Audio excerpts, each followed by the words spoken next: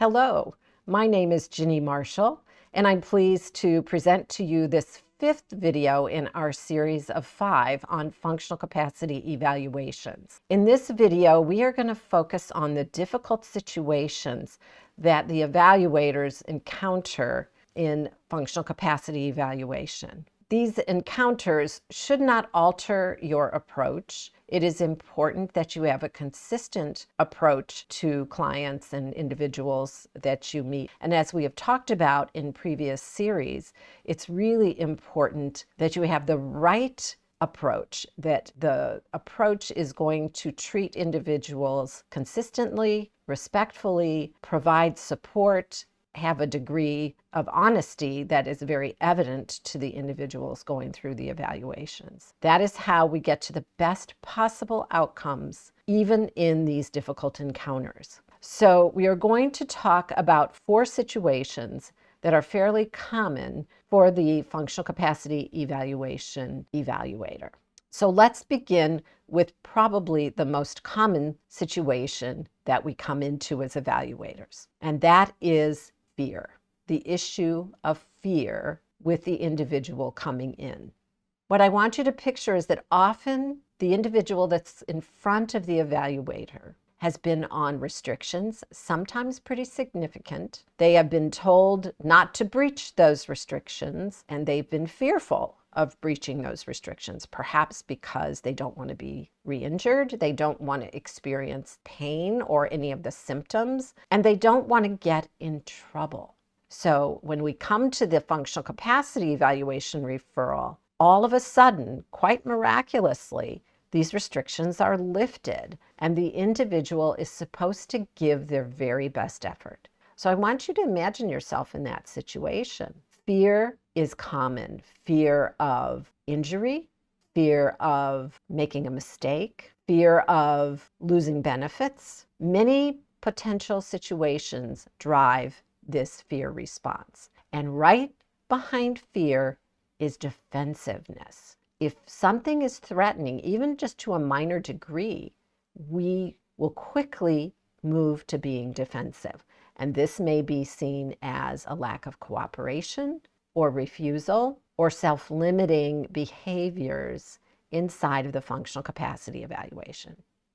The interesting phenomenon with the individual who is fearful is that in the right evaluation situation, they will often perform better as they come to trust the evaluator, to see that they are not being pushed into harm's way, and they begin to experience the activities under guidance as long as they are kept safe, which of course is the mission of the evaluator, and not allowed to go further than what would be safe and reasonable for them.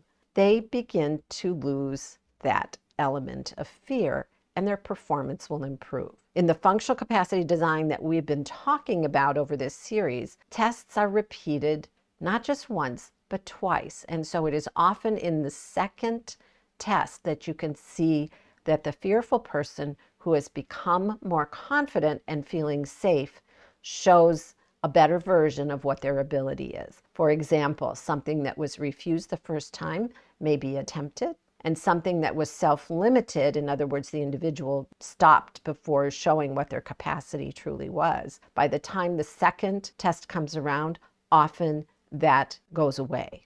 This is the most common, I believe, that you will encounter, and it is also the situation that has the potential to improve as the test progresses.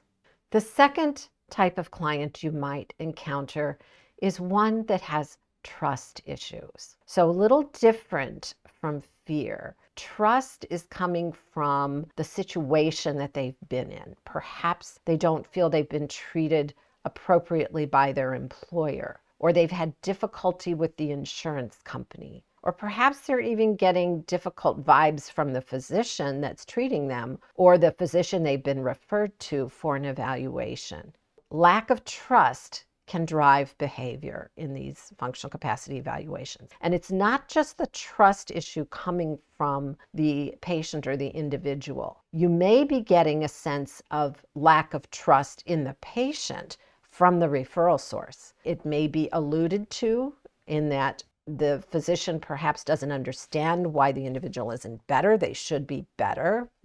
They can't be telling the truth, perhaps. And the workers' compensation representatives, those insurance representatives, may be also sending you a message, such as wanting to know if the individual is valid. So in these situations, it is very important that the evaluator be perceived as trustworthy. Again, this is our mission with all individuals, but especially it's important with this individual to make sure they understand the role of the therapist to be objective and to maintain a safe situation for them to go through the test in. It's important to emphasize the importance of communication, that the individual is invited to share any concerns as the testing is going along. The relationship must be trustworthy. Otherwise, often the individual will refuse or self-limit in certain circumstances. We have to keep in mind our own trust issues. We have to be very open to the individual, to be very receptive to the individual, and avoid having preconceived ideas based on referral questions. Your review of a case may make you question whether the individual is trustworthy. You really have to put the brakes on here as the evaluator and make sure that this individual gets every opportunity that you would afford to any individual referred to you, and give them the best professional service that we possibly can. The third situation you might encounter is when there is a lack of desire. There are individuals that come to you that simply have made up their minds that they do not want to return to a particular job, to a particular employer, or even to employment at all. These individuals will also often self-limit or even refuse activities because they've decided they don't want to experience any discomfort, or they don't want to show a picture of workability. They're very honest about it, but yet the self-limiting and refusal behavior is present. So in these situations, again, it's so important that what we are doing is making sure that our role is understood, that our job is to identify their safe workability, and that their job in the evaluation is to put forth an honest effort and to communicate clearly. So it is usually in this communication that it becomes clear that this is someone who has decided that they don't wish to work. People have the right to whatever it is they want to do. They have the right to refuse for any reason in this testing. But what's important to get to is the documentation of why an individual stopped the effort. The fourth situation that you may encounter, which truly should be the least likely scenario, if the evaluator is approaching the functional capacity evaluation in the methods that we've talked about. This fourth one is the disingenuous behavior. And here we are talking about those who are truly intending to be deceitful. This is the individual that is attempting to convince you there is a problem that doesn't exist, or to exaggerate a minor condition to the point of being a major catastrophic situation. Actually, these individuals make themselves known quite readily. A skilled evaluator, an individual who is well acquainted with injury, pathology, and how function works, spots this individual a mile away.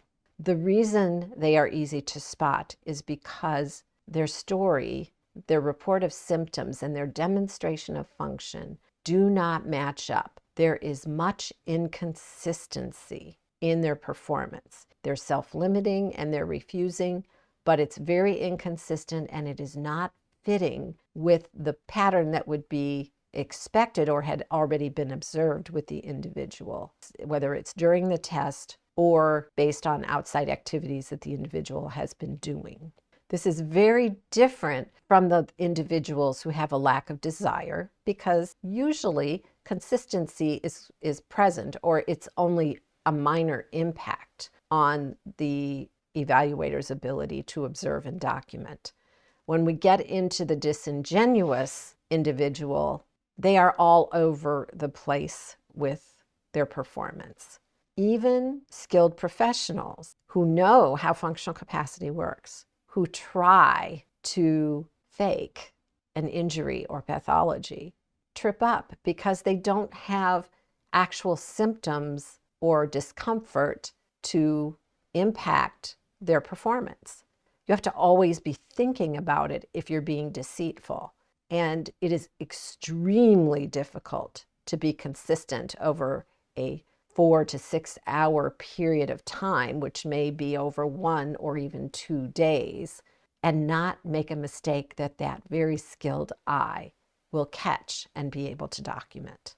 This group, in the right testing scenario, should not represent more than a small percentage of the individuals that are referred to functional capacity evaluation. However, those who are referring are anticipating that this individual is who they're dealing with at a much higher percentage. So it's super important that the evaluator be very consistent in the approach. The individual who is deceitful is getting the same opportunity to make a change in their behavior that every other example that we have discussed will be getting. What happens is they simply don't change their behavior, and therefore the inconsistencies are many, and that is what is documented. And it is those inconsistencies then that the evaluator is able to say, this does not represent the injury or pathology or symptom report that the individual has indicated. So in conclusion, these 4 types, whether it's fear, whether it's trust, whether it's lack of desire, or it's disingenuousness, these 4 are probably the lion's share of what you're going to be seeing. And the consistent approach will make sure that each group has the best opportunity to demonstrate what their safe workability is. In the absence of consistency, then we must deal with the fact that there isn't a clear pattern that supports what the reported issues are or what the reported diagnosis is. I invite you to comment on this one and share with those who are reading along. What have you seen? Have you seen something that hasn't been mentioned here? Please comment on that and share with us.